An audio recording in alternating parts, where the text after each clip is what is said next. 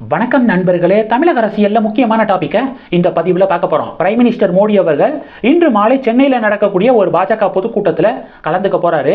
பாஜகவினர் எப்போதுமே சமூக வலைதளத்தில் பிரைம் மினிஸ்டர் வராரு அப்படின்னா ஹேஷ்டாக் எல்லாத்தையும் ட்ரெண்ட் பண்ணுவாங்க. அதை பற்றி ஒரு நிமிஷம் கழிச்சு பார்க்கலாம். அதுக்கு முன்னாடி ஒரு முக்கியமான டாபிக் என்ன அப்படின்னா, தூத்துக்குடி மாவட்டத்தில் கனிமொழி அவர்கள் நேற்று திமுகவுடைய ஒரு பொதுக்கூட்டத்தில் வந்து கலந்துக்கிட்டாங்க. அந்த பொதுக்கூட்டத்தில் வந்து பார்த்தீங்க அப்படின்னா பக்கத்தில் அந்த விளக்குகள்லாம் வச்சிருக்கக்கூடிய ஒரு ஸ்டாண்ட் இருக்குது பார்த்தீங்களா, ஹைட்டாக இருக்கும். அந்த ஸ்டாண்டு மேலே ஒருத்தன் வந்து ஏறி இருக்கான். பார்த்தீங்கன்னா ஃபுல்லாக வந்து போதையில் வந்து மேலே ஏறி இருக்கான்.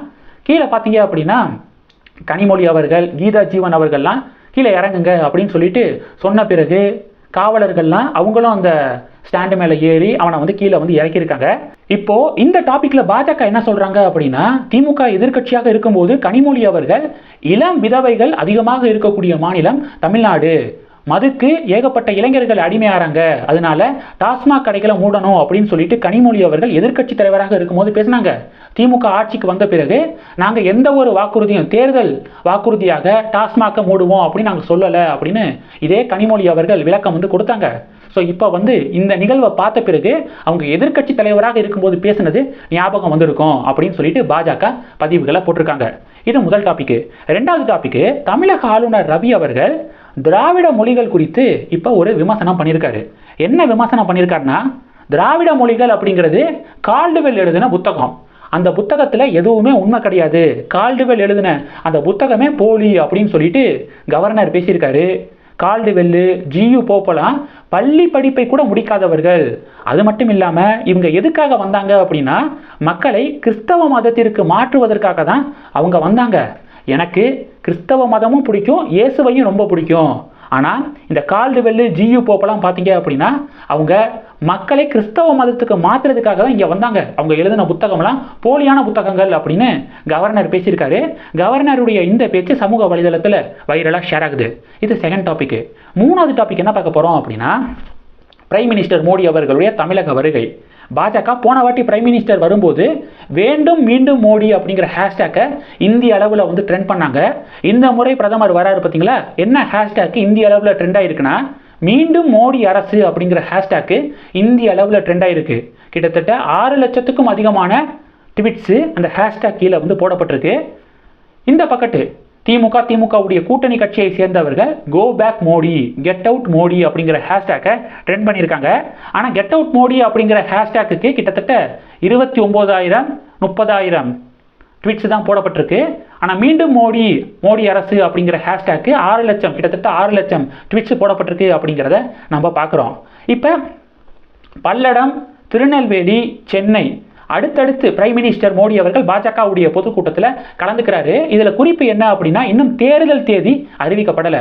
அப்போ தேர்தல் தேதி அறிவிக்கப்படுவதற்கு முன்பாகவே பிரைம் மினிஸ்டர் இத்தனை முறை தமிழகத்துக்கு வராரு அப்படின்னா நிச்சயமாக தமிழக பாஜக மீது மிகப்பெரிய ஒரு நம்பிக்கை இருக்கு. நார்மலாகவே நல்ல ஒரு வாக்கு சதவீதம் தமிழக பாஜகவுக்கு கிடைக்க போகுது. அப்போ கூடுதலாக நம்ம கொஞ்சம் இன்புட் போட்டோம் அப்படின்னா, அதிக பிரச்சாரங்களை மேற்கொண்டோம், ரேலி வந்து நடத்தணும் அப்படின்னா இன்னும் அடிஷ்னலாக பாஜகவுக்கு வாக்கு வங்கி கிடைக்கும், வாக்கு சதவீதம் கிடைக்கும் அப்படின்னு பிரைம் மினிஸ்டர் நினச்சிருக்காரு அப்படின்னு பாஜகவினர் பதிவுகளை போடுறாங்க. இப்போ பார்த்தீங்க அப்படின்னா சில பேர், இந்த பிரசாந்த் ரங்கசாமி அப்படின்னு சொல்லிட்டு ஒருத்தர் இருப்பார் பார்த்தீங்களா, இந்த ரிவ்யூவெல்லாம் பண்ணுவார்ல, அவர் என்ன சொல்லியிருக்காரு அப்படின்னா, தேர்தல் வந்தால் மட்டும் பிரைம் மினிஸ்டர் நிறைய வாட்டி தமிழ்நாட்டுக்கு வராரு, வெள்ள பாதிப்பில் நிறைய பேர் கடுமையாக பாதிக்கப்பட்டாங்க, அப்போ ஒரு தடவை கூட வந்து பார்க்கல, தேதி எலெக்ஷன் டயத்தில் மட்டும் கரெக்டாக வரீங்களே அப்படிங்கிற மாதிரி ஏதோ கேள்வி எழுப்பியிருக்காரு. இப்போ இது வந்து ஒரு பெரிய டாக் ஆஃப் தி டவுனாக வந்து மாறி இருக்கு. முதலமைச்சர் ஸ்டாலின் அவர்களும் இந்த ஒரு விமர்சனம் பண்ணியிருக்காரு. என்ன அப்படின்னா, பொதுமக்கள் வந்து வெள்ளத்தில் கஷ்டப்படும் போது பிரைம் மினிஸ்டர் வரல, ஒரு ரூபா கூட, ஒரு பைசா கூட நிதி வந்து கொடுக்கல, எலெக்ஷன் வந்துருச்சு அப்படிங்கிறதுக்காக அடிக்கடி தமிழ்நாடு வராரு அப்படின்னு திமுகவும் இந்த விமர்சனத்தை முன்வைக்கிறாங்க. ஸோ நம்மளை பொறுத்த வரைக்கும் என்ன அப்படின்னா, பிரைம் மினிஸ்டர் ஒரு எம்பிக்கள் கூட பிஜேபிக்கு வந்து தமிழ்நாட்டில் இருந்து இல்லை. ஓகே, சட்டமன்ற உறுப்பினர்களும் இப்போ வந்து 4 சட்டமன்ற உறுப்பினர்கள் தான் இருக்காங்க. சட்டமன்றத்துக்கும் பாராளுமன்றத்துக்கும் பெருசாக சம்மந்தம் கிடையாது. நம்ம பாராளுமன்றத்தை பற்றியே பேசலாம். ஒரு எம்பி கூட வந்து கிடையாது. இருந்தாலும் தமிழ்நாட்டுக்கு நல்லா நிறையா ஸ்கீம்ஸை வந்து பிரைம் மினிஸ்டர் கொண்டு வந்திருக்காரு அப்படிங்கிறது தான் ஃபேக்ட்.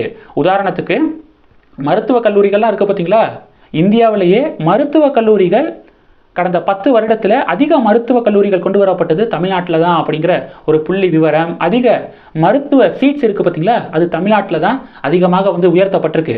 ஸோ இது ஒரு பக்கம் இருக்கும்போது, இன்னொரு பக்கம் பார்த்தீங்க அப்படின்னா நீங்கள் வந்து இப்போ ரயில்வே பட்ஜெட்டை எடுத்துக்கலாம். ரயில்வே பட்ஜெட் இருக்குது பார்த்தீங்களா, 2024-2025 இந்த நிதியாண்டுக்கான ரயில்வே பட்ஜெட்டில் தமிழ்நாட்டுக்கு எவ்வளோ நிதி தெரியுமா ஒதுக்கீடு செய்யப்பட்டிருக்கு?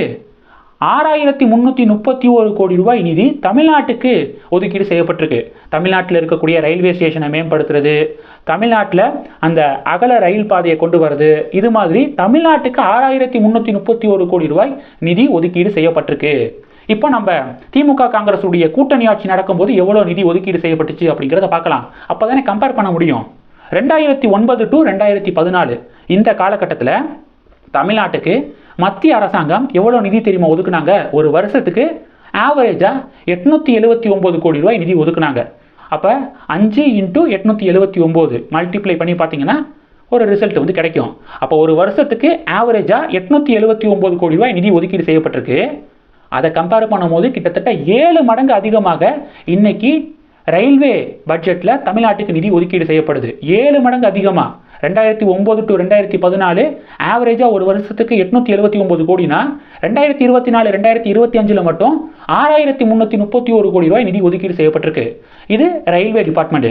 நீங்கள் டேக்ஸ் டெவல்யூஷன் எடுத்துக்கிட்டாலும் திராவிட கட்சிகள் ஒரு விமர்சனத்தை முன்வைக்கிறாங்க. என்ன அப்படின்னா, யூபிக்கு வந்து தமிழ்நாட்டை விட பல மடங்கு அதிகமாக நிதி வந்து கொடுக்கப்படுது அப்படின்னு சொல்லிட்டு ஒரு அரசியலை பண்ணுறாங்களே தவிர, இதே ஃபார்முலா தான் அவங்க திமுக காங்கிரஸ் ஆட்சி இருக்கும்போதும் இதே மாதிரியான நிதி தமிழ்நாட்டை விட இத்தனை மடங்கு அதிகமான நிதி தான் யூபிக்கு வழங்கப்பட்டுச்சு அப்படிங்கிறதான் ஃபேக்ட். ஏன்னா ஃபினான்ஸ் கமிஷனுடைய பரிந்துரைப்படி தான் டேக்ஸ் டெவல்யூஷன் நடக்குது அப்படிங்கிறது குறிப்பிடத்தக்கது.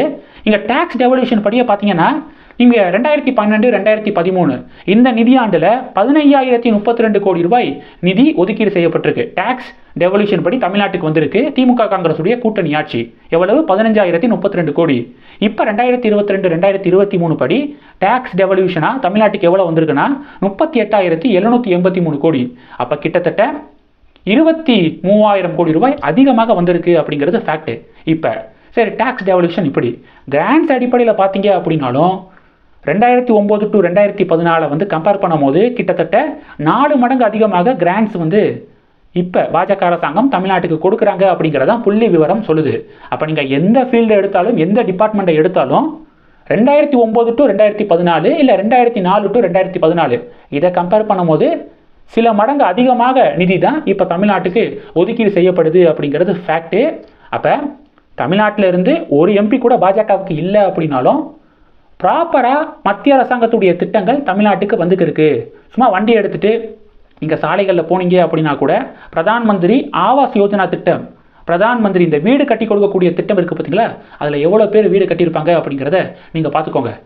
அப்போ 2004 to 2014 காலகட்டத்தில் திமுக காங்கிரஸுடைய கூட்டணி ஆட்சி நடக்கும்போது தமிழகத்தில் யூபிஏ கவர்மெண்ட்டுக்கு நிறைய எம்பிக்கள் வந்து இருந்தாங்க. ஓகே, அப்போ ஒதுக்கப்பட்ட நிதியை விட இப்போ தமிழகத்தில் இருந்து பாஜகவுக்கு ஒரு எம்பி கூட இல்லை. ஓகே, இப்போ ஒதுக்கப்பட்ட நிதி அதிகமாக இருக்குது.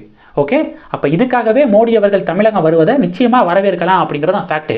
எந்த ஒரு அரசியல் பார்க்காம, ஓகே இங்கே தமிழகத்தில் ஒரு எம்பி கூட இல்லை, பிஜேபிக்கு யாரும் பெருசாக ஓட்டு போடலை அப்படிங்கிற எந்த ஒரு வேறுபாடும் இல்லாமல் நிறைய ஸ்கீம்ஸை மத்திய அரசாங்கம் தமிழகத்துக்கு கொண்டு வந்திருக்கு அப்படிங்கிறதான் யதார்த்தமான உண்மை.